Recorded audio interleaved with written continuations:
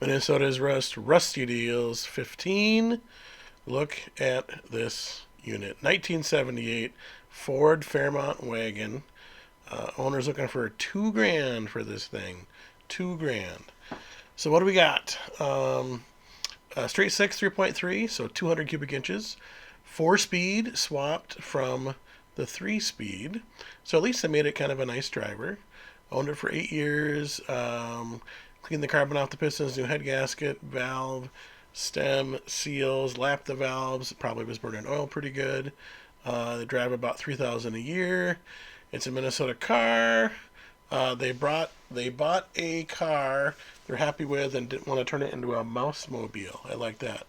So they're passing on the love to somebody else.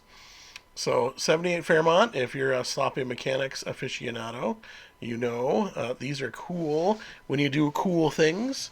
This is actually the first of the one of the first of the Fox bodies. So here, 78 wagon is well, Sleeper Dude would like that too. That nice channel. But take a look at this. It's from Minnesota. So if you look right, oh my, rockers are gone. On a unibody car, rockers are structural, so if you get a lot of rocker rust, can lead to things bending and twisting and moving and shaking. Yep, it's gone the whole length of the car. I'm not saying that would be disqualifying for someone who was looking at one or looking into one. I know these are hard to find. We have a Fairmont or two ourselves with a little bit of rust here or there. We'll get to those on the channel pretty soon. But you see that picture there? That's deep, deep rust. So it's past the rockers into some of the supports. So if you're just out cruising, okay. If you were hitting railroad tracks hard, or speed bumps, I'd be nervous. You can see the getting into the door jambs in the back is starting to look a little rough. There's behind your gas tank. Imagine what your gas tank straps and where your gas tank bolts to looks like. So I'm just saying there. At least they're being pretty open and pretty honest with what this looks like. No hiding the rust on this thing for sure. I get a chance to look at the passenger side rear door wheel well. It's gone too. So kind of one of those maybe 100 footers looks okay from a long ways away. The rear interior looks pretty decent.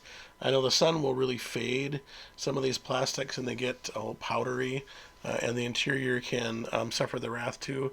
The rear seat there looks just kind of stained and dirty and dusty. Typically nobody sits in the back seat of a wagon, it's everybody in the front. Even a family vehicle is mostly. So the front, there you go. So your front seats, they kind of fade away. But there is a stick. I do see a shift knob right there.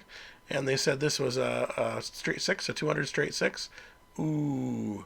So somebody, when they had it apart, they did a little rattle can to the air cleaner, rattle can to the valve cover pink. I hope you like pink.